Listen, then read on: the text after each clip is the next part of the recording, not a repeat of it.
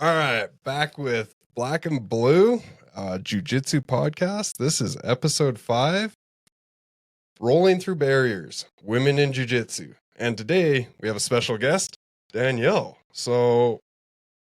And also, as always, we have Emmett here, my co-host, here to keep both of us in line because Danielle has a tendency to go on rants as well, as I've learned. So, introduce yourself. My name is Danielle. I'm a blue belt here at Dark Horse Martial Arts under Travis. I've been training here since maybe July. I haven't always trained here, but this is my new home. I spend a lot of my time here, and I also co-coach the women's jiu-jitsu classes here at Dark Horse. Yeah, she's one of the dynamic duo that runs our women's only and teaches women how to choke everyone out and be mean. It's awesome. Mm-hmm. And then, we got Emmett again. Here I am. Yeah. And he's looking a little bit more healthy. Yeah. I'm going to try not to cough through this entire episode today. So, yeah. It's winning all around. I know. It only took me like a month and a half to get over. It was like the entire first few episodes of the podcast. I was essentially dying. So, dude, that's been like everyone's been going through something. Like Danielle had it there for a bit. I had it twice. Yeah. And like I think you had it for probably the longest of anyone. Man. That's why my jiu-jitsu hasn't been at top level, is because I was kind of sick. So. Totally. It's always a sickness. It's always that. You can't take steroids when you're sick, right? Right. That's what it is. Actually, they did give me steroids, just not the right kind. So, yeah. Emmett's coming back super ripped. Just shredded. Yeah. So I guess we can kick it off, get right into the topic today, if you guys are ready. Absolutely. Maybe actually, Danielle, why don't you tell us a little bit about how you got into jiu-jitsu and what the beginning of your journey was like? And yeah. So anytime someone asks me about my jiu-jitsu journey, I kind of started off by saying it's a bit of a weird story and a weird timeline. When I was 15 or so, I started wrestling in high school and I really enjoyed it. I was always a swimmer. I swam competitively for a number of years. I was a lifeguard. I trained lifeguards. It was like my super passion. But once I started wrestling, everything changed. I loved to fight. I loved to scrap. I was pretty decent. In my senior year of high school, I was the regional champion of the area where I grew up. And it was a lot of fun. I went to college and I didn't wrestle. And I was like this massive mess. I started becoming dysregulated. I had like no good hobbies anymore. So after my first year of college, I walked straight into a jiu-jitsu gym. I was 19. I didn't know anyone. I was the only woman in the place that day. So that seems to be the case with a lot of gyms. Yep, it is. And I wasn't the only woman who trained at that gym. There were, I think, 4 or 5 that trained pretty regularly. They were all in their 30s or 40s. They were all moms, so they were very inconsistent, not through any fault of their own, but, they had kids to take care of. They had families. Some of them worked shift work, and I didn't always get to train with women for that reason. But I think for the first few weeks, at least, I didn't see another woman in the gym. And where was this? This was in Toronto. Where I grew up, at Rev MMA. So really great place to start, and I learned a lot there. But yeah, I was the only woman for a long time. We had some really, really great blue and purple belt women in the gym that I got mentorship from. One of them was teaching our women's only class there, and she was awesome. And, they only got a few weeks into it before the pandemic hit and everyone kind of stopped training. But man, that's when we had a good women's presence, and then the pandemic, and coming out of the pandemic, most of the women, it was women were pregnant by then. There's going to be a lot of pandemic babies kind of thing. A lot of them got pregnant or moved away or had to move back home because it got too expensive here or lost their jobs. So our women's program just went down. And I'm building it back up.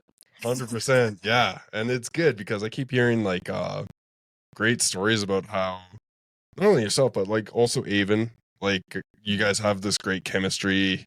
You guys have went to multiple absolutes against one another, having fun all the time. And yeah, they say your teaching is just incredible. You have I hear it firsthand that it feels like you really do have a love for teaching and building that community. So that's it's been like cool. 2 minutes. You're making me blush already, Travis. And check mark, we've mentioned Avon again today. Yeah. So good. She has to get name dropped every episode. Apparently, we gotta. I've already talked to her. She'll be on one of the podcasts here in the future. She does exist. She's not like Mr. Snuffleupagus. She really does exist. She could be. Who knows? Maybe she's just like a part of our conjoined mental fictional thing. I promise you, she's not. I spend a lot of time with her. Maybe even more so for you, like Winnie the Pooh kind of thing. Let's go. And so, getting into some of the topics that we have here, what are some of the challenges that you think, or that you have perceived throughout your journey, that you think like maybe men don't face, or challenges that are unique to women? What stands out in your mind? One of the main things, and I saw someone post about this the other day, I can't remember who it was, but training with a menstrual cycle is like one of the craziest things in jiu-jitsu. Like, you kind of have to train along with your cycle. Your energy levels go up and down throughout the month. There's weeks where you just, you can't really exist like a human. You kind of feel like a zombie. And then there's weeks where your energy levels are crazy. And, that's something that guys don't experience. They exist on a different hormone cycle than women. Yeah. So the ways that you train as a woman have to be different. You have to listen to your body a lot more in that sense. What's so interesting about that is, we went back and forth about the topics for today and like some questions to ask. I can't speak for Travis, but that never crossed my mind. See, there you go. You didn't even think about it. That's it. That's exactly the type of thing that like, it requires something from the source to. It's definitely a unique thing. I haven't had to deal with it, but I've had to deal with people that have to deal with it. Yeah. And like irrational crying, where they're like, I'm not like wanting to cry. It's just it happens. Hormones are doing things. Sometimes and they just cry, and I'm just like, that's fair. Like you don't have to be embarrassed by it or anything like that. Cry, do whatever you want on the mats, and then. But that was me. Yeah, I know. I was like, it was the steroids. But another thing that I found, like, I was doing a knee on belly class, and then I got one of the female members came up. She's like, "Hey, I can't have anyone kneeling down there." I'm like, my brain didn't work, and I was like, "Oh, what's up? Like bellyache?" She's like, "No, I have cramps." I was like, "Oh, that makes a lot of sense." Mm-hmm. And then just had to revise what I was teaching, because it's got to be. Yeah. It's horrible. Well, not horrible, but it's just another factor that you guys have to deal with. Absolutely. And I think that even just like fostering that safe environment, changing the class, or even just knowing as a woman that the instructor will be sympathetic and change or alter what's being taught in order to help them in their body that day will help them show up to training. Because if you don't foster that environment, they're not going to show up for a few days every month. Up to like a full week, maybe a week and a half. Like, it can be crazy. And yeah, I'm not like that. I'll be like, okay, well then today we're just going to do arm bars from side or something like that. Like you have to be able to change it up. Absolutely. I think, in my opinion. Yep. But you have to be adaptable. Yeah. And I think that's with all things. And that's what I feel like a good jiu-jitsu club can do or should do to foster a good female community. But, yeah. So as a rolling partner or another member of the gym who isn't the coach, anything that maybe men can look out for to be a bit more aware or a bit more receptive or good gym buddies?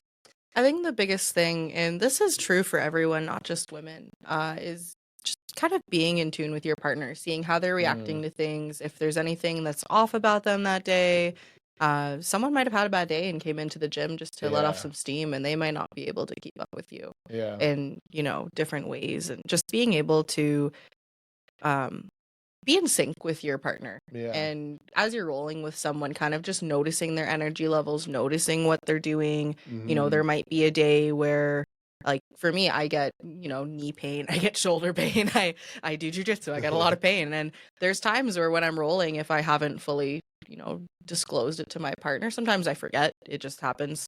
Or if I'm like very on the mend and, the bum shoulder comes back, I'll sort of like favor the other side, or I'll just stay away from certain positions. Yeah.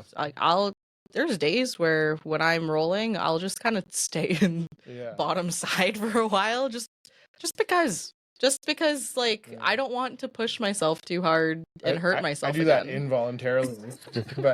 I do that to you. I was like, no, you're not moving today. So maybe touchy subject, but like, so what I was thinking about, again, preparing for this episode, like when I go to a yoga class, right? Every once in a while I'll go to a yoga class. It's usually more female, more female than male. And one of the things that I find kind of, I guess I'd say uncomfortable is like, I try to keep my eyes somewhere that is like, I don't want anyone to feel like I'm looking at them, female wise. Right. And then, you go down the path in jiu-jitsu of like, especially when I started, Julie was here and like, she'd say, hey, do you want to roll? And I'd be like, I really don't. Because I felt uncomfortable, like almost like imposing myself into a situation which could potentially make a woman feel uncomfortable. Thoughts on that kind of dynamic? I think that when a woman is new, especially if she doesn't have a lot of experience rolling, something that you can do is maybe just let her come to you. Or if you've developed that sort of relationship where they feel comfortable to roll or drill with you, I think of like Adam teaching morning classes, and he developed a really great relationship with Kate, teaching her all the beginner skills. Like I've been to those classes and she feels safe rolling with him.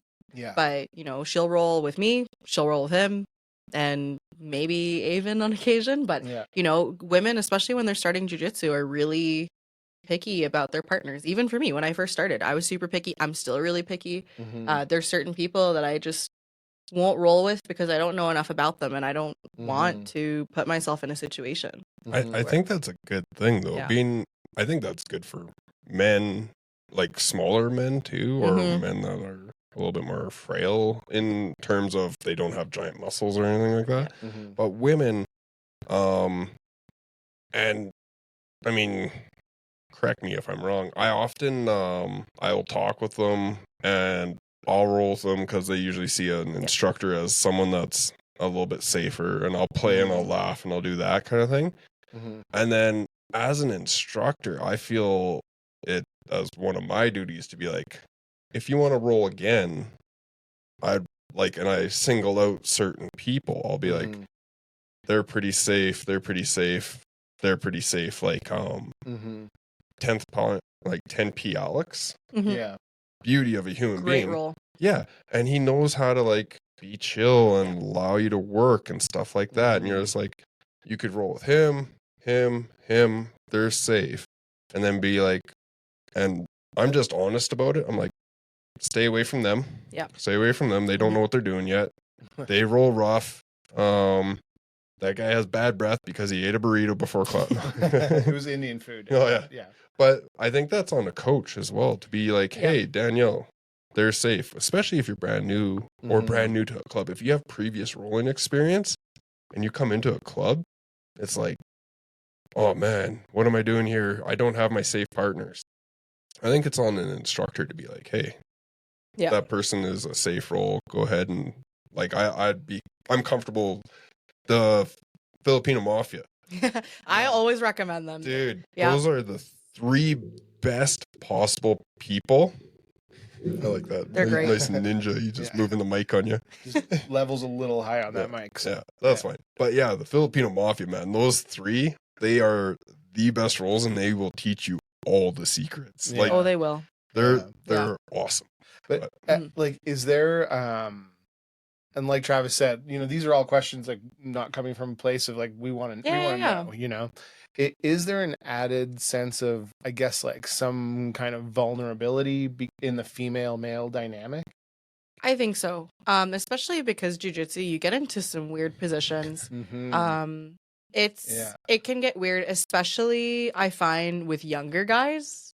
Oh, interesting. I find with the younger guys who are new to the sport and don't really know much about it, you get into like they're in your closed guard and they're like giving you a weird look, and you can tell who is really uncomfortable based on the way that their stance is kind of like showing when you're drilling or when you're rolling. Like if I were to partner with a brand new guy and they didn't know me as someone who's extremely comfortable in jiu-jitsu and all the weird things that come with it. You can see them like tense up. They're very like rigid posture. Their hands are very like light on my belly. They don't want to push down. They don't want to have their hands too high. They don't want to have their hands too low. And I'm just like, hey, it's fine. Like I can handle it. I am probably the person who can handle it just because of like my training history, the way that I feel comfortable. But that being said, I mean, I even think about women who are using jiu-jitsu as an outlet or to feel safe or for self-defense. And those are vulnerable positions. Oh, yeah. Having someone like from mount or even in your closed guard, super vulnerable positions, especially for women. Like we think about sexual assault, we think about the positions you're in. You're thinking of how, maybe someone had been held down before. Maybe like you're putting people in positions where you have the potential to re-traumatize them. But there's also the potential to unlock and heal that trauma through empowering people to, get out of those positions, to submit people from those positions, that kind of thing. So even like maybe like a less severe or like less impactful level than that, like I've been now doing this for a little while, but you accidentally touch the wrong part of someone's body and like I'll be like, oh, sorry, because I think maybe that speaks to good intent, because you're like, the last thing you want to do is make someone feel uncomfortable. But it's rare that there are other situations in life beyond intimate situations where you would ever touch the delicate parts of someone's body. Like it just, those situations don't exist. So they can be shocking when they happen. They can be, especially when you start jiu-jitsu. I mean, like women who are maybe in the first 6 months of training haven't really rolled, haven't really gone into the part of the sport where things just kind of like positions just happen. Like you end up in certain positions where you're trying to get a submission and hands wander, not on purpose. It's just the way the sport works. And it can be really uncomfortable. Especially if, going back to the trauma piece, you've been in a vulnerable situation before and you don't want to re-traumatize. But I think that, again, showing that intent that that's not what you mean to be doing. Like there are gyms, I've heard stories of women who are like, this guy just wanted to drill this together and he just wanted to like touch my butt, or he just wanted to like grope me, and it's like, that's gross. There's so many horror stories. Like we've had people, I've actually kicked out two people. I was like, I heard stories about like how they're training. I was like, okay, you're out. I was like, I'm not gonna foster that kind of culture. No. You're like, I had a talk with them and they're like, well, I don't see what's wrong with it. Like, what if I was like, okay, you're gone. You're done. And it was like, and then he's like, well, you're not getting my member. I was like, I will pay your membership back. Money is not a big thing to me. I don't give a shit about that. Go. And I've kicked out 2 people just because it was like beyond that line. And I don't want, and if your gym has one of those people that you allow to like hang around, that is your gym's rep. And you are not going to have a successful women's program if you have those people in your gym. No. And that's your gym's rep everywhere now. Especially if you're just like, oh, I don't know what's going on, and you turn a blind eye. It's crazy the amount of things. And like, I guess we could get into it, and that comes with belt prestige.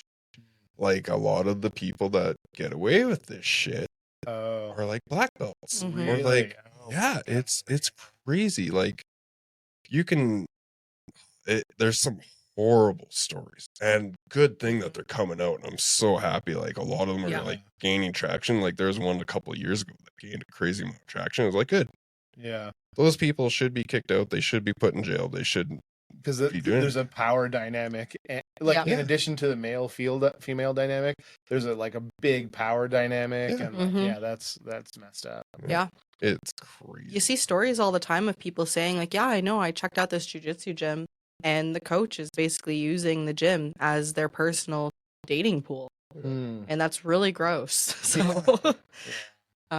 That's not what women want to see when they come into a jiu-jitsu gym. They want a safe space. They want to be able to train, and they want to be able to do so safely and without risk of being run out of the gym because their coach, who has this weird crush on them, doesn't want to treat them properly because of Like I think, one of the first things, there is, I think you're like maybe a month or two into it.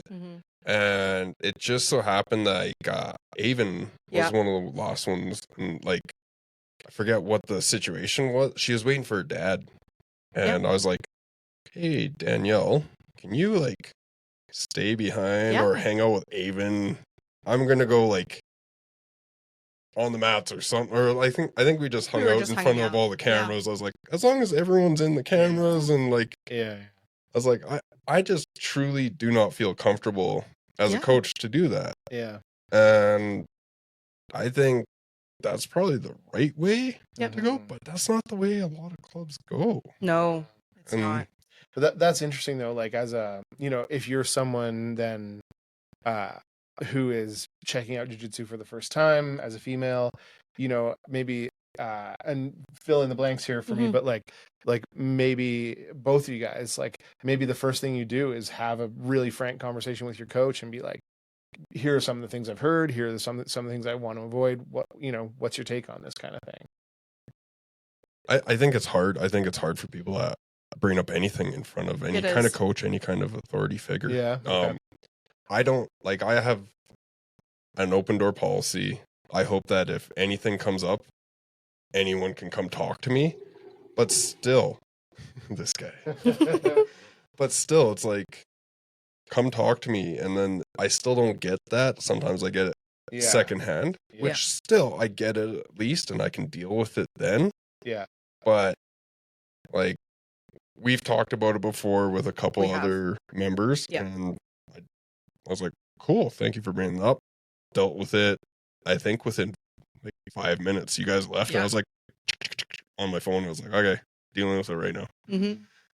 And I think that's the best policy. But to have someone come in and ask, male or female, I don't think that happens. Oh, interesting. No. Ever. Okay. Interesting. So you got to just kind of suss it out, I guess, and see how it plays out. Yeah. I would love for females to come in and ask. Oh, sweet. Absolutely. I will give you all the information, but I just don't see anyone doing that. It's such already an imposing thing to come into. I guess gyms could like, publish a really clear policy. On contact and, I don't know. You can. It gets a little like gray area-ish, and like how far do you go? How far do you hold up? Yeah. Like like basically jiu-jitsu is unwanted touching, so so it's one of those things like, don't like touch a girl's boob. It's like, if I'm like posting off and I'm trying to like escape a triangle, like sometimes a hand will slip, like what we talked about. Totally. And like every time Adam's arm barring me, I'm like, unwanted touching. Unwanted touching.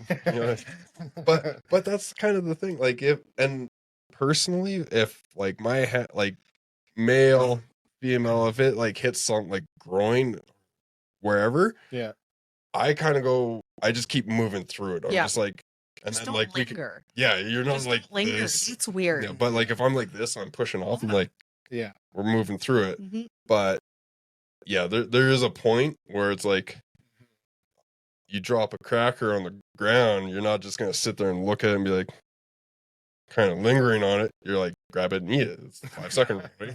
Like I shoot. That's a horrible analogy. I shoot like through people's legs all the time, and usually they're very low to the ground. Yeah. Honestly, sometimes you end up just like fully cupping a butt cheek. It's what happens. But like, you just don't stay there. You know what I mean? Like, it's just when Carter does it, he stares you in the eye. Yeah, so that's a Carter thing. That's a Carter thing for sure. I've talked to him. I'm like, dude, come on, it's creepy. That wasn't. I'm just kidding. That wasn't even in jiu-jitsu. Yeah. That was me walking down the street. Yeah. No, just kidding. Carter's a good guy. Yeah. Sometimes. He's great. So okay, I think that's a lot on that topic. If you guys are cool to move on, what are some common misconceptions about women in jiu-jitsu? I feel like we need to get more specific. Stereotypes, maybe. Like, what are some stereotypes about women in jiu-jitsu? Like, before the show, we were talking about how, my impression was always, oh, in competition, they're so friendly and like, they're like, hey, good job, you won, buddy. Emmett's never seen a women's competition, obviously. Yeah. Emmett, you're coming to cheer us on at our next competition. Okay, just saying. Sounds good. I will say like 90% of the women you come across in competition, super friendly, super awesome. Like, especially this last competition. I'm going to put a little caveat on it, and that's local competitions. Yes. Okay. Local competitions where they always roll against one another, you get this camaraderie. Yeah. Right. Okay. You go to like ADCC. Yeah, no. They are possibly the most, like, I would never want to roll with any of them. I am really straight up afraid of them. Women can be really scary and really vicious. Mean. And I said before we started, like, I'm almost more scared of women in street fights than men, just because women are super vicious, like hair pulling, scratching, like things that men don't even think to do in a street fight. Well, okay, I'll tell you, in a street fight or in like a fight, you knock someone down and you're like, okay, I won. And like, I've had it in a bar fight where like, yeah, you win the fight and then you buy the guy a beer. Yeah. Right. Women would be like, I am going to hold a grudge for the rest of my life. Yeah. Hey. I thought we were breaking down barriers here. You guys are mean. Yeah, I mean, the whole friendly competition thing, almost every person I've come across in jiu-jitsu competitions, because I've done local competitions, have been extremely friendly. I always come back with like a bunch of Instagram handles and like new friends, and a lot of them are coming in. We have a crew coming into women's class here. They're coming to Canmore for a weekend. They're going to drop in, and we met through competition. I'll say, like, I've been in wrestling competitions where some girls were super catty and just very unhappy and didn't want to, handshake or hug it out afterwards. Right. And I'm probably one of the friendliest people you'll ever meet. I think that you guys can both attest to the fact that I'm like one of the most social people in this gym. Yeah. It's like, my ears. Yeah, that sounds about right. And that is why I'm the first guest on this podcast. But John Danaher wasn't available for some reason. Yeah, sure. Like, we had two people, Danielle and John Danaher. Can't have the Danaher danger squad. You get the Danielle danger squad. Yeah. Yeah, like, there's like, I'm the type of person who like wants to hug it out, wants to talk, and I just really love being friends with everyone. And I think that's a big stereotype. And then going from there, my experience has been the friendliness, because I'm not a dude, gets construed as flirting a lot. And I get, and this is not necessarily here, but I mean, in life, but also like in previous places I've trained, you'll just be friendly with someone, you want to be friends with them, and then you get hit with like the, the ick from a man, and you're like, oh, this is totally not my intention here. And I think a lot of women can, agree with that, whether in jiu-jitsu and out of jiu-jitsu. Well, that's an interesting point. Like, I've been married for 10 years, so I don't even think about this stuff. But is dating, like, for women in the gym, is any approach from a guy kind of like, come on, man, I'm here to train? I think that when I was 19, I dated in my gym. I'll admit that. Horrible idea. There were two people. The first ended with guy feeling so awkward he never came back. I was always extremely friendly, and I was like, hey, like we go to the same gym, super amicable. That's just how it's going to be. Second one tried to divide the classes of the week. Like we were having a divorce after like 4 dates. Oh, and I was like, no. This is our gym. I will go to whatever classes I want to. You will go to whatever classes you want to. Right. If you don't want to talk to me, that's fine. So not even necessarily from a female perspective, but from a practical perspective, like just not a great idea. No. Dating in the gym's never a good idea. It's never a good idea. It always ends poorly. I don't know of like one like where I've known of couples coming in at the same time, and that's awesome. Yeah. That's been great. Like we have a bunch of them, but like when one's in the gym and then another one comes in and they start dating, I haven't like really known of any of those ending well. Really? And like you usually end up losing both members. Oh wow. Like it's just part of the thing, and it just gets awkward. Yeah. It does. Like, and I'll say I'm the type of person who never makes anything awkward ever in my life, but most people aren't like that. And it gets really weird after a while, and that's why, you know, you can't really date in the gym. If you want to foster a relationship with someone, if there's someone you truly think that you have that romantic connection with in your gym, honestly, you need to be friends for a really long time before you can even approach that. Yeah. Like, you need to be friends with someone beforehand. Yeah. And that's really like if this person, you think that they're the honest to goodness love of your life. Yeah. Well, and imagine like in Canmore too. There's one gym. Really great gym, but there's only one. Yeah. And so if you're willing to give up the sport that you love for the potential of dating someone a couple times, like it's hard. And like, I've seen it over and over and over. It's crazy. I mean, part of the deal, I try to like, I don't want any of my coaches ever, but like, and that was a thing. Like, I did have a coach that's no longer here for a reason. It was like, no, you're dating within a club, and now I've lost that person, and I was like, you're not doing it. And if I hear of it again, you're out. And he's like, well, you can't control me. I was like, I'm not controlling you. I'm controlling my club. Yeah, my business. I don't give a shit what you do. But if you're doing this, you're not training here. Yeah. And he chose not training here. I was like, wow. I'm like, it's not a loss for me. It's actually a positive because I'm not losing I'm not getting the club's not getting a stereotype. Yeah. And we get to keep building our women's program instead of women running away. Like, it's awesome. It's just one of those things. I value the community as a whole over someone that can add value in like a teaching. I'm just like, no, of course. I'll take your classes again and I'll run it and you can go. Yeah. Yeah. I think that's the way it has to go. Going back to the stereotypes thing, what about things like I feel like the narrative is usually that women rely more on like skill and strategy, where men are, rely a bit more on like strength and aggression and weight and stuff like that. 100%. Is that a true stereotype? I will say that the toughest roles I've ever had are with upper belt women. Some of the best people I've ever rolled with are women with colored belts. Just because, especially given that women are usually smaller, you're a lot more forced to use technique. We talked about this when Rosa Walsh came by for a seminar, and she's tiny. I was there. It was a great seminar. Learned a lot of no-gi, like technique-based stuff, which I don't get to learn from Travis all the time because he's like a foot taller than me. Only a foot. Come on now. Come on. Yeah. But on that note, Rosa Walsh came in for that.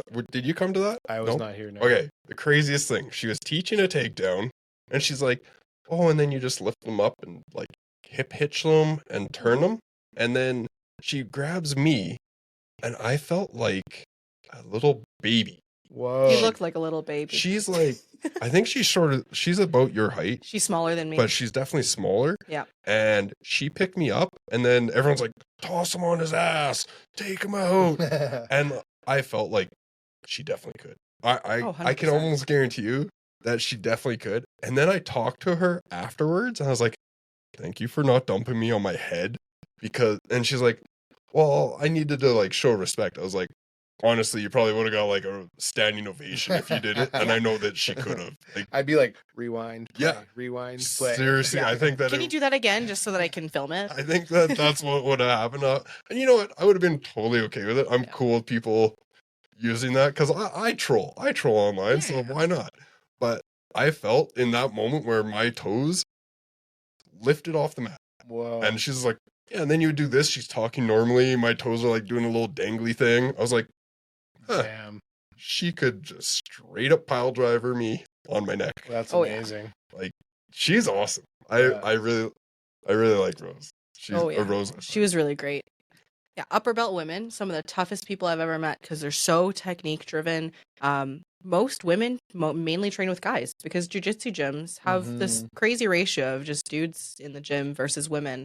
Especially high level comp women. Like if you're just training casually, they train mostly women, but high level comp women don't have that same like pick. Like there's you need to train with guys because there aren't, like, even for me when I'm, in the gym training for a competition, the person who's at my level is Avon. Yeah. And I can't train really with other women in a competitive mindset, even at blue belt, because we don't have any other blue belt women outside of Avon and I. Yeah, and they wouldn't be able to keep up. They wouldn't. No. It's just not what they're here for. No. But like the comp level, like you have to train with the guys. Yeah, it's just one of those things for now. Hopefully. I would love it. I'd love to have a girl squad to bring into competitions. That would make my heart so happy. Can you imagine just a girl merc squad where it's like, we're taking every podium spot, all the belts, all the medals. This time next year, we'll make it happen. Let's do it. We'll make a pack. Bam. Oh no, it's on the internet forever. Forever. But could you imagine like a dark horse hit squad of just women going on? Like, that'd be pretty great. I'd love that. Dude. I would really love that. We could. Yeah. We could totally make it happen. We have enough athletes here. We've talked about the athletic culture of Canmore. And we have enough. We just got to find them, bring them in, teach them how to fold people. Involuntary yoga. What about, so I see it a lot in business where male ego gets in the way, like so much. 100%. Like especially at like the CEO level, like the director, CEO, kind of like VP level in business, where it's like men they can't stop themselves from like letting ego get in the way, like grandstanding and like pushing their own ideas through because it's me, I'm important. Not everywhere, but you see it a lot. Do you see? Yet on the other hand, in my experience, working with women is a totally different ballgame, where it's like more collaborative, more like open to dialogue and like the requirements of everyone and coming together and not like needing to have credit for things and things like that. In that sense, generally speaking, I far prefer women in the work environment. Do you see that in jiu-jitsu too? Oh, totally. Oh, really? Yeah. You look at some guys in the gym and their egos get so in the way of just being able to train productively. I mean, you guys have talked on this podcast about guys coming into the gym, sending like Avon to go beat them up. But, can you imagine what's going through some of these guys' heads when they're like, they have the 17-year-old girl who's like 130 pounds wet, like jump on their back, choke them out, refusing to tap, going to sleep, which hasn't happened yet that I know of. Not yet. I'm sure it's been close. I'm sure. I've seen some veins popping in a dude's head. I'm just like, you're going to go out. The amount will take you out. Yeah. The amount of humility it takes to just accept that there are people who are better at this sport than you, and some of them are women who are smaller than you, especially as a newer guy coming into the sport. And this isn't to say it's only newer guys. There's definitely guys who are more experienced that I've rolled with that I can't. There's certain upper belt guys that I'll refuse to roll with because of the way that they roll. But like gender dynamics aside, or like, the intersectional part aside, like in a woman's journey, is ego less of a factor? I think so. I think that there's a little bit less to overcome just because as a woman, I find that I was raised with a lot more humility and to be a lot more humble. And maybe it's cultural, maybe it's just the way my parents raised me, but I have a really hard time taking credit for things. I have a really hard time, talking about my achievements. I have a really hard time like tooting my own horn. I am not, and I've been trying really hard to become the type of person who can say nice things about myself. But I find that women are a heck of a lot more self-critical than guys are. Guys will come into the gym, they'll train, and they'll just think about how awesome the submissions that they did on these people were today. But ego gets in the way. It does. Right? Where it's like, I'm awesome. I can't take I can't take that this lower belt is better or whatever. When you roll and you just refuse to tap, or when you roll and like I've rolled with guys who have ego and they don't want to let me submit them, but they also can't escape from the submission attempt. And I'm just sitting there. You're talking about me, right? It's always me. It's always about me. I know. Talking about ego. Oops. Like this is called the Emmett Show, isn't it? The Emmett and Others Show. Yeah. The Emmett and Blurred Shapes Show. I'll just blur myself in post editing. Sorry, Danielle, you're getting the blur effect here. Okay, cool. Like I'll just be sitting in the same position, holding a submission attempt, going for different submissions that are, chained from the same sort of family. But they'll kind of just be in the same position, not escaping and not really being able to do anything. And we'll just be there for like 4 minutes in a round. And it goes the other way too, where like they can't land a submission on me. And I'm like making escape attempts, but we just can't keep ending up in the same position, but nothing can be finished. I really love rolling with people like Jonah, who you can get a really good flow. You get into like the submission setup, but then you move on to the next thing. It's it's very give and take. I find the ego gets in the way of being able to roll in that give and take. And rolling isn't about hunting submissions. When you roll, there is no winning or losing. Right. So it's a blockage to creativity in a sense, because it's like you're not afraid to throw something out there or try something different, or because winning and losing isn't the point. What's the point of a roll if you're going to sit in the same position for the entire round? Those are some of the worst. Like when you just sit there in half guard, and you're like, you can't sweep them, you can't move them off their base because they're just planted, but they're also not moving, and you're like, what the hell are we even doing? Like this doesn't I'm trying to change, okay, dude? It's funny you say that, because I am really great at holding half guard, and I'm trying to work on my game of coming up to dogfight, sweeping people off, but you get people who kind of just sit there, but they can't get out of your half guard either. And it's like, we're sitting in this round, and a lot of times I'll just let go and let people kind of like pass or continue to work. And then it helps me because I get to practice my escapes from side or from mount or wherever they choose to go. I think that's the best way to go about it. And like, when I'm in a competition, I loathe inactivity. I loathe stalling.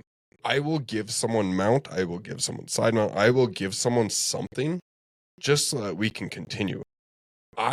When I'm on the mats, I'm the guy that wants to provide entertainment to anyone watching. So these people that I know that we're kind of diverging off of this, but any training partner that's just like, I'm going to sit here and do nothing, you're not helping anyone.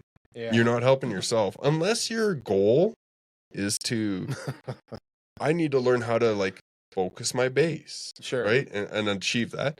But even then, you're not really helping yourself because you're not allowing yourself to get slightly off balance. You're just huddled up and doing that. You're like, no, we're here to learn how to, one, play on the mats and understand through movement how to get better. Yeah.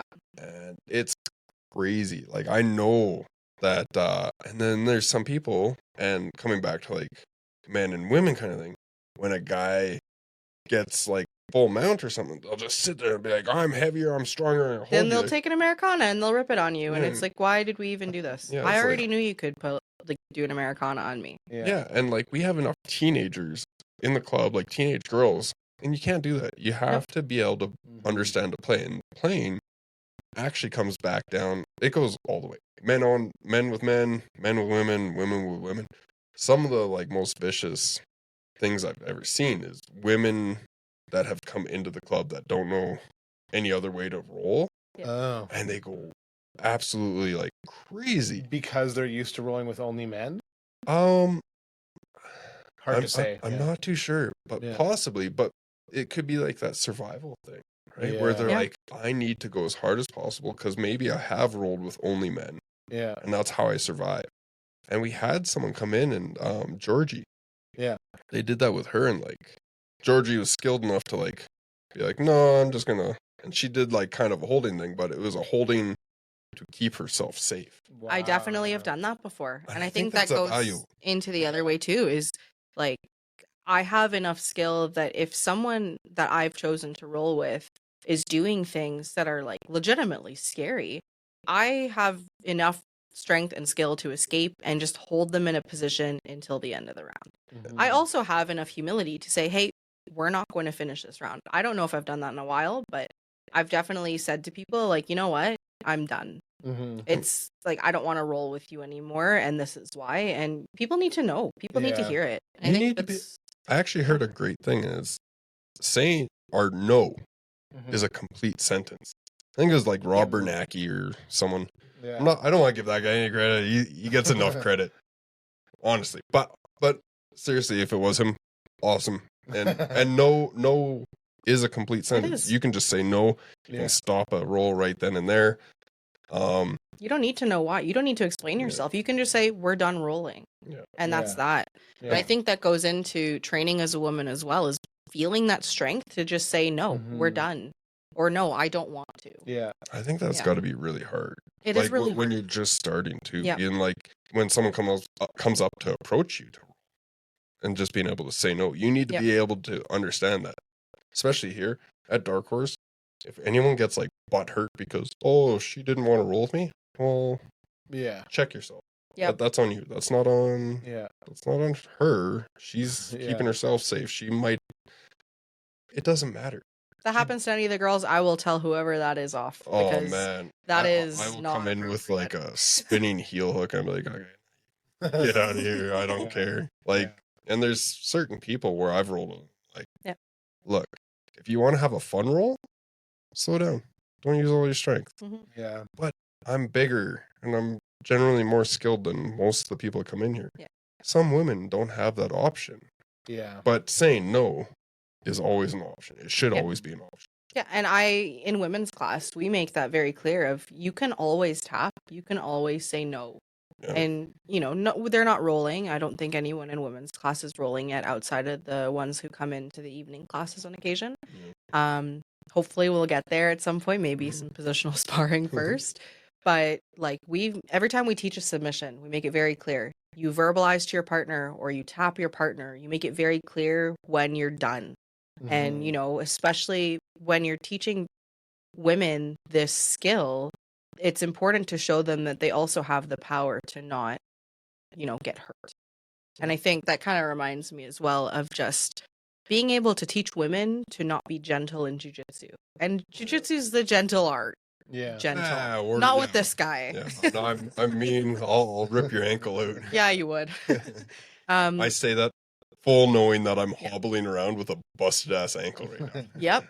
It looks horrible. Yeah, it is what it is. I think what's interesting about that topic to me is, and you talk about how I think you guys both mentioned that some of the best jiu-jitsu practitioners that you've seen are high level females. Yeah. And like it seems to me like once you remove ego from it, you even have that kind of dynamic of like always having to, or most often having to fight against people who are physically stronger and having to use technique. Like it must get to a point where women are actually, their learning accelerates much more rapidly than most men. Yeah. I think it has to. I think it has to. You don't really have a choice as a woman. Yeah. But that's because as a man, you can just count on. Sorry, I'm talking over you. Yeah, no, you're good. Yeah, you're talking over women on an episode about women. I'll fire him. I'll fire him from the Emmett and Friends show. Yeah, but it's like when men are basically hobbling themselves by just being like, I'm gonna sit on top of you, and like when you don't have that option, you have to accelerate your learning. Exactly.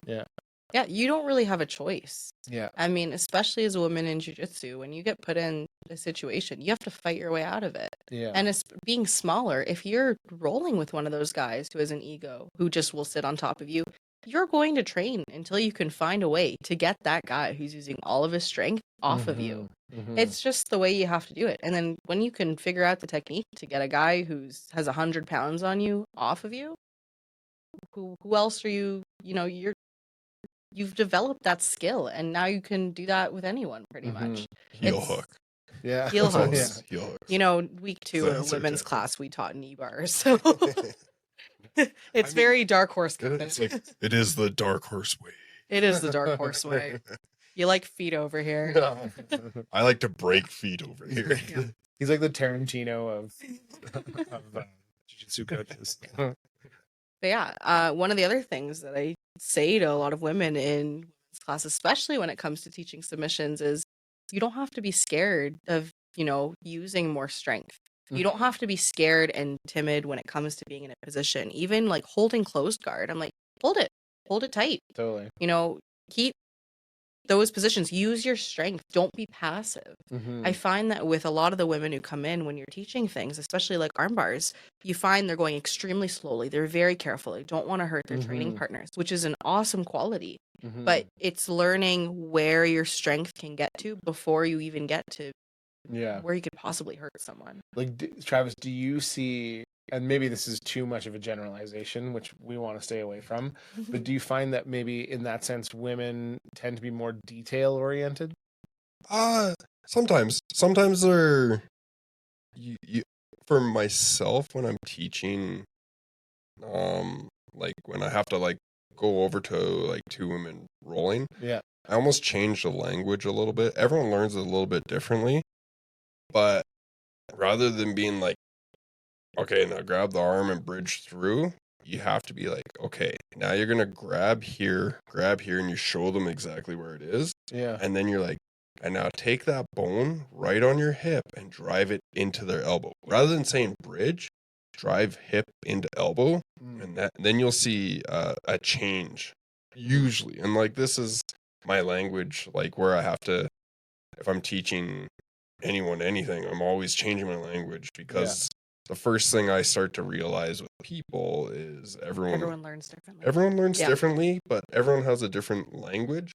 And that is something that I absolutely love. I love language, and I love the way that different people use it. Like I read a lot of poetry. I read a lot of like literature in that sense.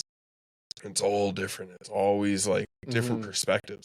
So I integrate that. Like I've talked, we shit on him on here, but Carter has a different language than myself. Like he's very mechanical, levers and mechanical advantage here. When I come over and like I talk to Danielle or Avon, it's like I have to change it up. I'm like, okay, you're just giggling the whole time. Yeah, I'm like, that's how we communicate. This I heel hook one another when someone's in, but I'm like, okay, so now you're gonna grab here and here, and like they instantly and like one of the biggest things, and I'm going off on another rant, but one of the biggest things that I find, and I mean it sounds terrible, but a lot of the women that I teach don't know left and right when I say it. Left and right. Avon does this all the time. She's Okay. going to listen to this episode. You say Avon, but so many women do this. Like, there's like, they do this and then they see so I have completely dropped that from my lingo when I'm teaching. Interesting. Even if I do the same thing, actually. Like, I'll say, okay, move your bum out away from this, like, depending on what we're doing. Like, if we're teaching shrimping, like, I'll say, like, bridge, like, come up onto your shoulders, on your toes, and then you're going to push your butt out to one side. Doesn't matter which side, you're just going to do it. But, like, that's the kind of, like, I'll teach anchor points, like, your toes stay in the same place, your shoulder stays in the same place, you're only moving your bum.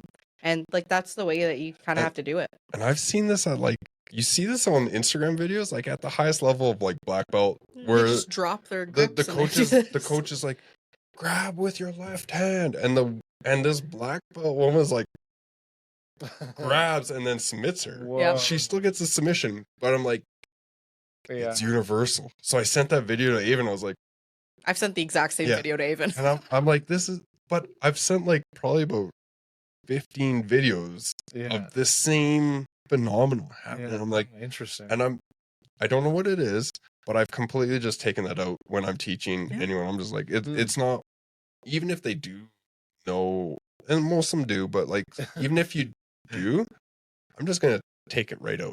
Why waste my energy? Why waste their time? Yeah. Just say, direct them this way. And then as soon as you're like, just grab that hand over, this hand here, and then bridge that hip bone right in. Right. It's like, bam. And they get it right away. And it's like, okay, that's all you have to do. And then Rose. Yeah. When she was, I think she was with you, and she was like very like timid. I was like, no, Danielle can handle it. Yeah. Bridge a little bit harder, but like go slow, but bridge harder. Boom. Getting it. Yeah. But you can't be like, okay, well, now you're just going to put a little bit more pressure on. That just doesn't work. When it clicks, it clicks. Yeah. And that's kind of what I like to teach. I try to teach it, if you're taking like top mount, or if you're in closed guard and you're putting your hands on someone's hips or their belly to like, brace and posture up. Not being like timid and tentative about your movements and the way that you're, holding yourself, and you're actually using strength, because it doesn't benefit anyone if, you're not going to sit there and use full strength to resist against a technique when you're drilling it. But it's not going to benefit anyone if you're not actually being like, you're not a good training partner if you're not actually going to, act like the person that you're trying to do the technique on. And so it's that balance. So with that in mind, that sort of like necessity to be a little more like assertive. Yeah. One of we had, I forget what episode it was, maybe last episode it might've been, where we were talking about, the benefits of jiu-jitsu in like regular life. Yep.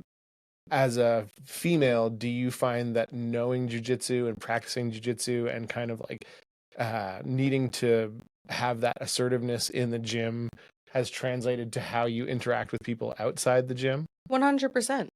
I think that, and this I'll say is combat sports in general, because ever since I started wrestling, like I was this awkward, shy, weird kid. I still am, let's be real. But like, I got bullied as a kid. I got bullied as a teenager. And I still got bullied past when I started wrestling, but I found my people, I found my passion, and it was an outlet, and it gave me confidence.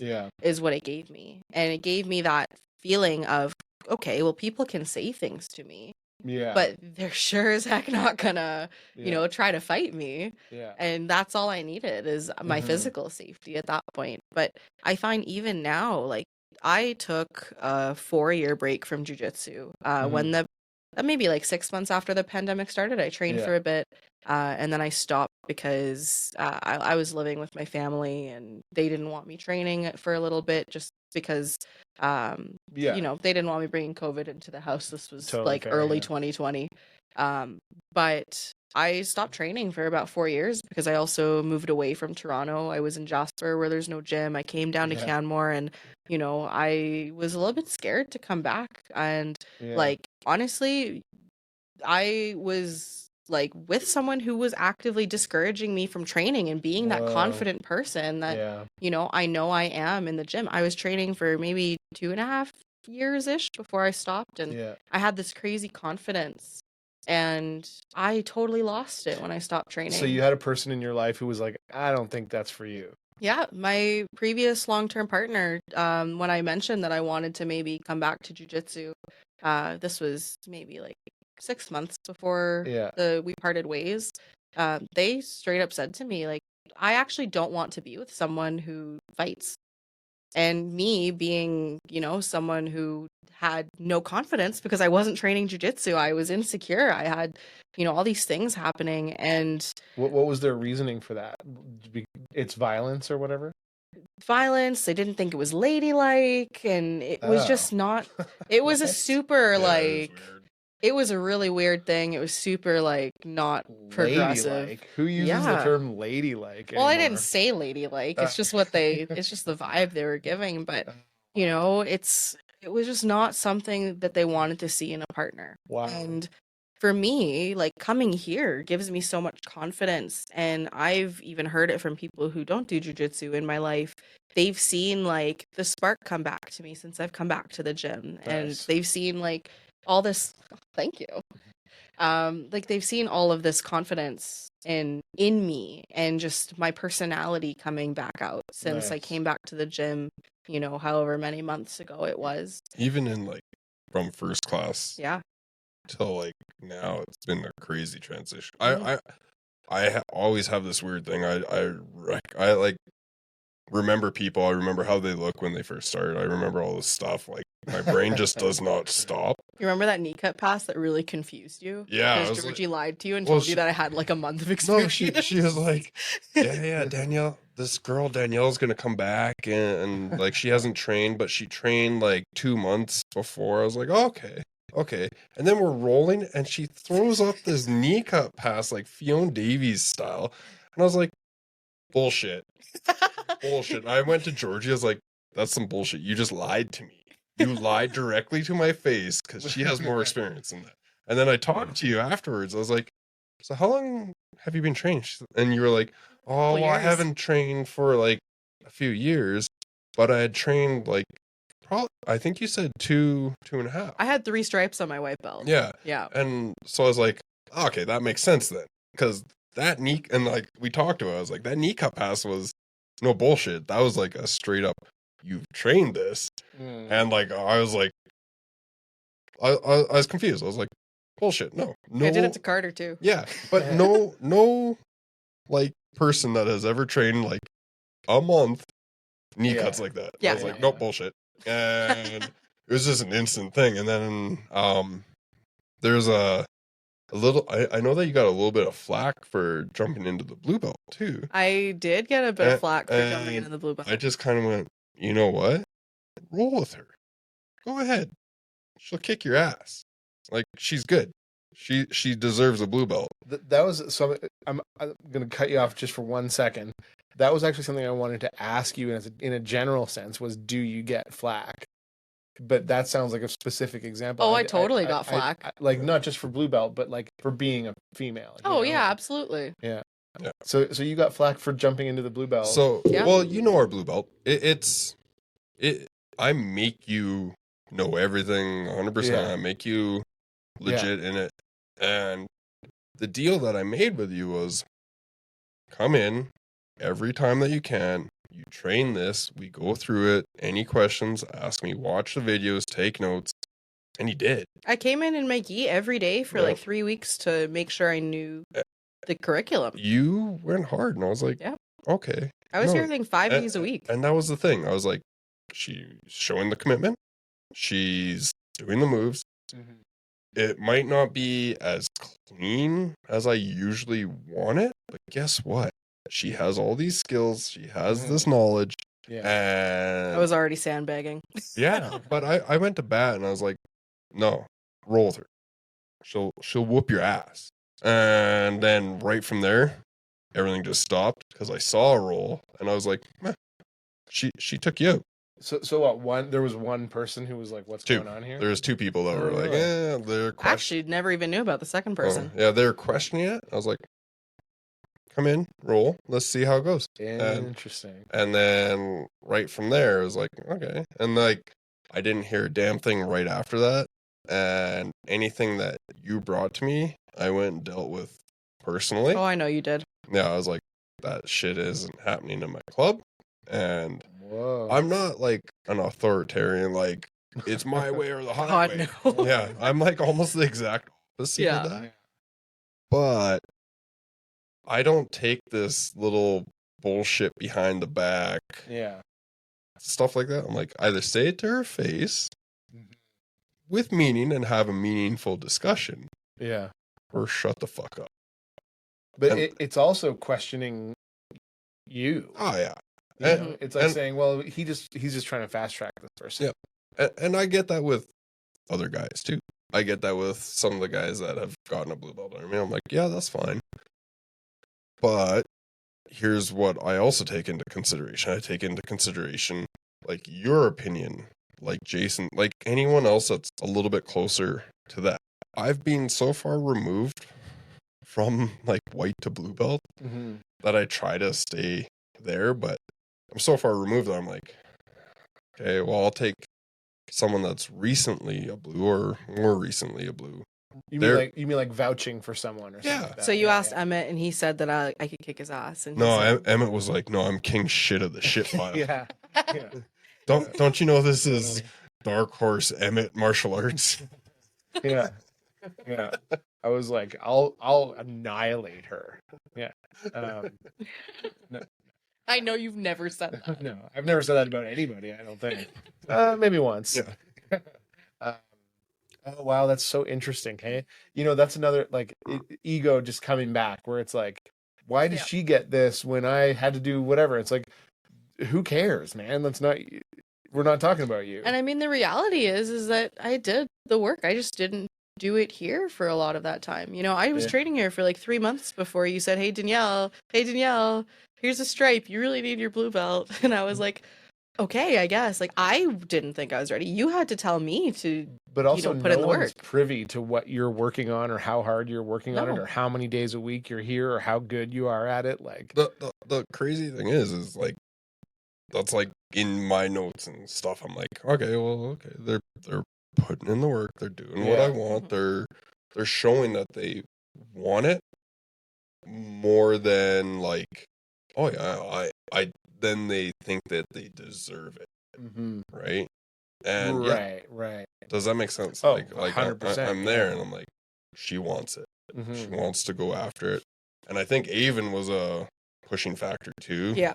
And doing it together was definitely it was a massive help. I think that, going back to training with women, having another woman to do it with, and I'm going to refer to Avon as a woman because she is, she's 17, but like she's an adult. Also super mean, but also super mean. Not to me, to you guys.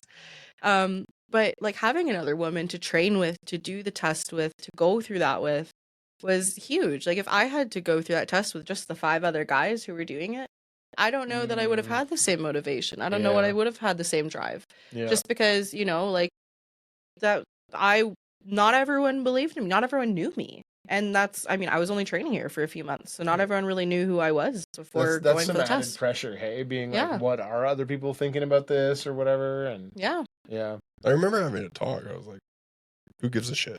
Yeah. Who cares what they're saying? And you're like, and it sparked. You're like, oh yeah. Yeah. Like you had that little bit of, they're saying this. I'm like, who gives a shit? And then you're like, oh yeah, this is my journey.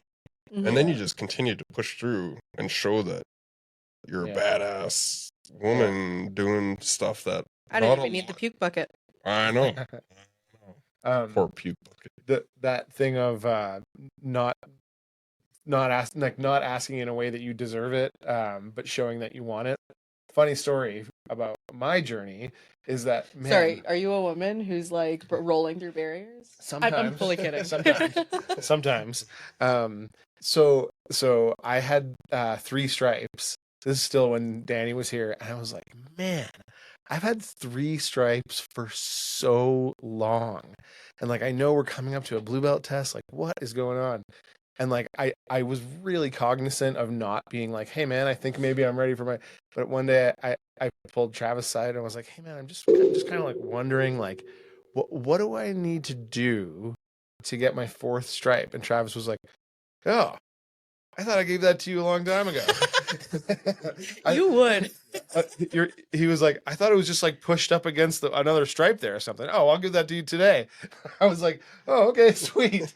I remember that because your belt looked like it had one distinct one, another one, and then like the third one looked like a 3, potentially a 4th. So I was like, okay, well, it's 4 stripes.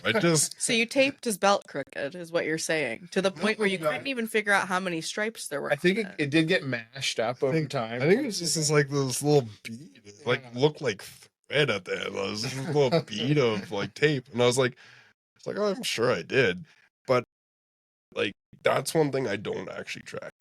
I don't like go right how many days someone's been at a level. I go, oh sure, yeah, but. I guess that's a good way to like understand it, but I'm also like, no, if they're at that level, I'm going to promote them to that level. Right. Some people progress faster than others, especially when you see like judokas come into jiu-jitsu. They progress so fast because they have the base. Or they quit because they're like, this isn't my thing. Mm-hmm. I've seen that.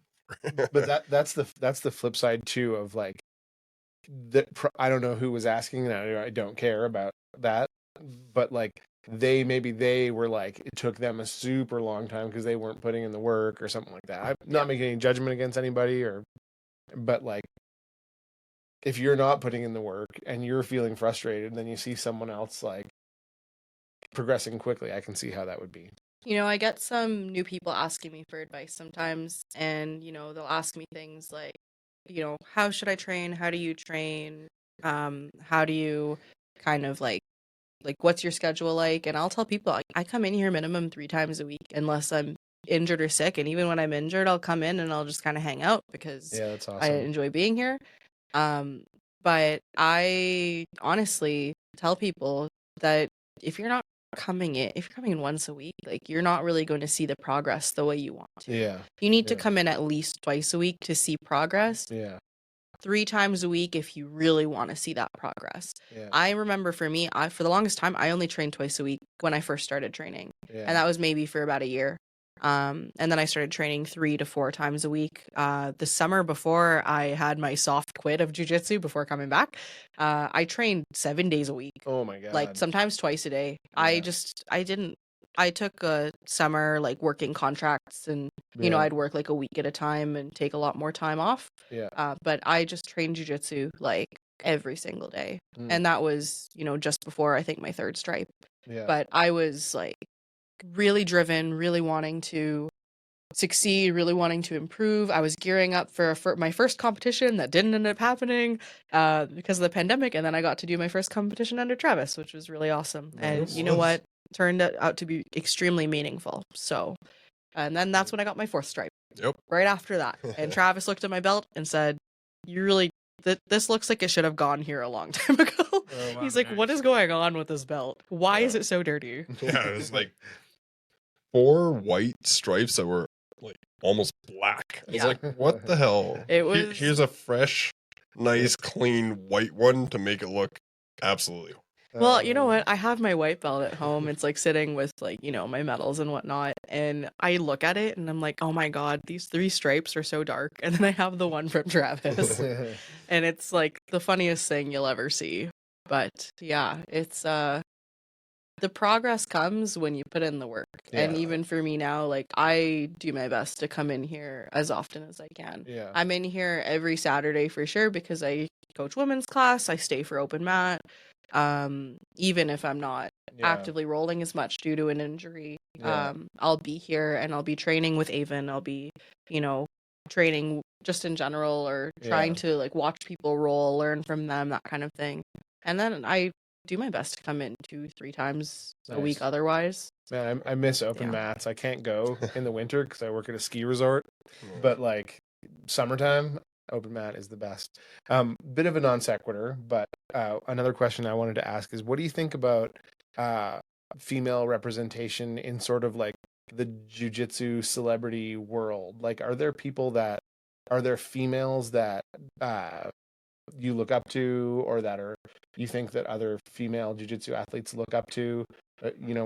There's so many kind of like famous guys out there.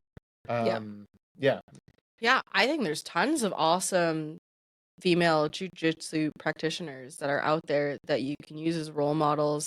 I think of like Fionn Davies and Rosa Walsh and, like I was super looking forward to watching Fionn and Adele Fornerino go at it at FPI tomorrow, but that's not happening, unfortunately. I'm extremely sad about it. But I love them. I love watching women compete. I love watching high-level jiu-jitsu women and watching I love watching them teach their instructionals, that kind of thing. I think the accessibility of jiu-jitsu makes it so easy to find female role models, because the ones who have made it through to black belt, the ones who teach, they're made of something else. Like, they are incredible people to learn from, because those women persevered through all of the ego that they came across, all of the hate, all of the people who did not think that they were good enough, or all the people who didn't think that they could, beat the hell out of them.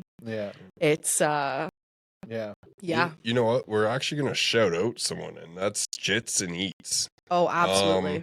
So now it's under 2 new people, but man, that is like an all-female camp that brings in like high level. That's how I met Rosa. Oh, okay. Like Rosa Walsh. They brought her in.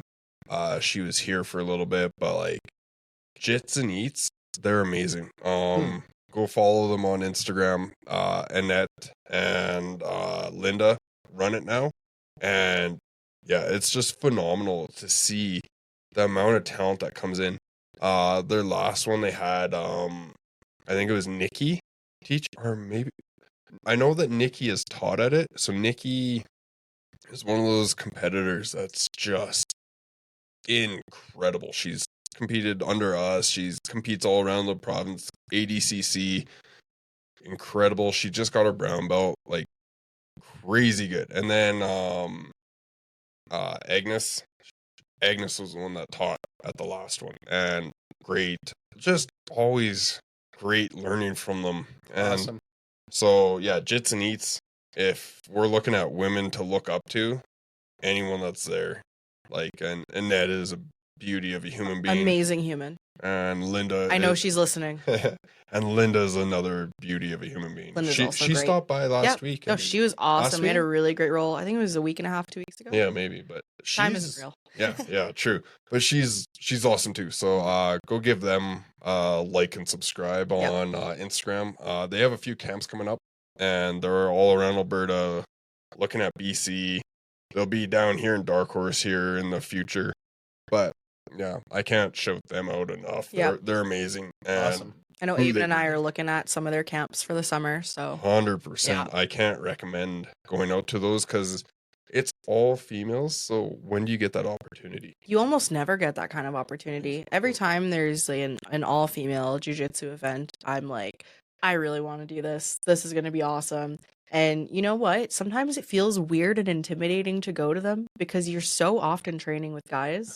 But I remember my very first women's only class back in Toronto, and we had maybe like 20 women show up just from different gyms around the area because no one really had an established women's only program. And like, it felt so good to train with just a bunch of women. It was awesome. And it's such a safe space. I was able to get some friends into it and get people to train, even if it was just once or twice, getting some confidence in there. If you could use one word to describe that, what would it be? I'm going to go with wholesome. It just makes your heart feel happy. Nice. Especially when you see women who are doing jiu-jitsu and they're total badasses. Yeah. And you can't help but feel this massive sense of pride as a woman, you know? Like, I look at a mat full of women rolling and training and just doing awesome jiu-jitsu stuff. And I'm like, that is freaking awesome. That's really cool. That is amazing. And that makes me so happy. Nice. It's 10:30. I don't know how you guys are feeling. I'm about ready to wrap things up. Any final thoughts from you, Danielle, today?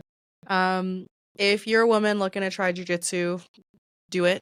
If you're in Canmore, come to me and I'll make sure you get started and have a really good base under you. I think that everyone should do it, even if it's just once or twice, just to get the feel of it, learn the sport, understand, feel confident.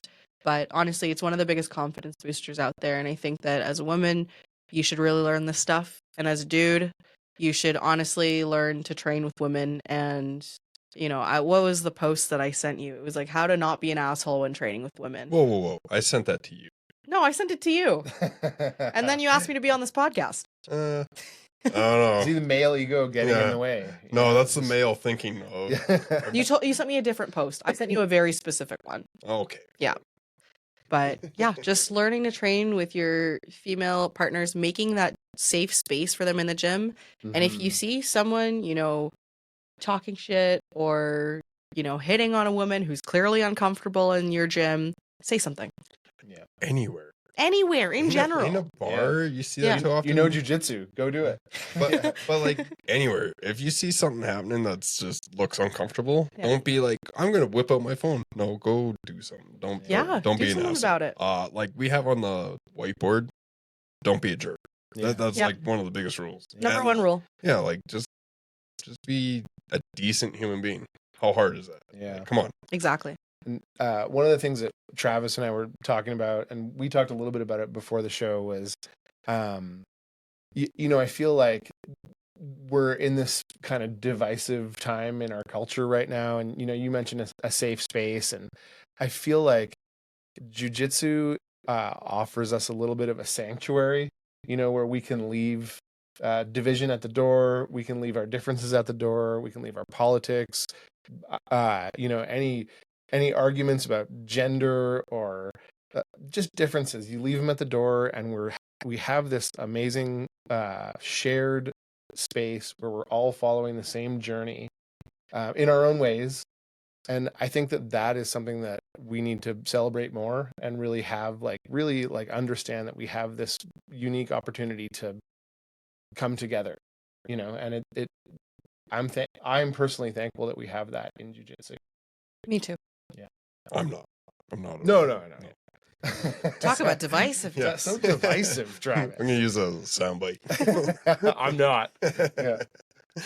No, it's actually a truly amazing thing that you can have. As soon as you walk through that door, it stops there. And if it doesn't, guess what?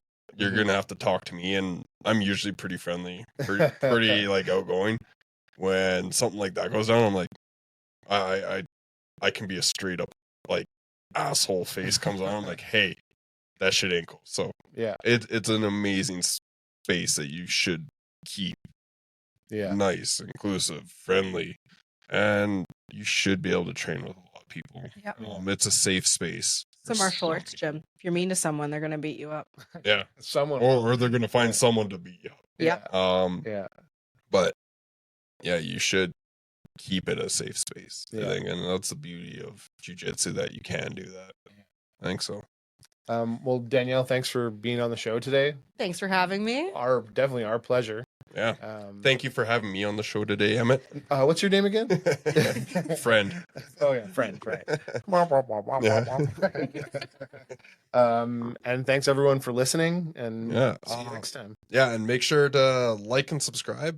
Every subscription helps. It gets our show put out there a little bit more. And yeah, if you're ever in Canmore, Canmore or Banff, stop by Dark Horse Martial Arts. We welcome everyone here. And free women's classes every Saturday. So if you're dropping through the Bow Valley, feel free to come through no matter what your experience level is. If you happen to be a female black belt coming through Canmore or Banff and want to drop in, I'll let you guest teach. Yeah. Like, come in and teach me something. Shoot me a message, because I'll be like, hey, Danielle, you're not teaching this class? That's fine with me. Yeah, that's totally fine. And as long as you like teach me something too, because I want to learn everything. Yeah. And other than that, we'll catch you on the next one, episode 6. Don't know what we're doing. Well, we do know what we're doing. I don't know what we're doing. He knows what we're doing. And from there, we'll catch you on the flip side. Thanks, everyone. Thank you.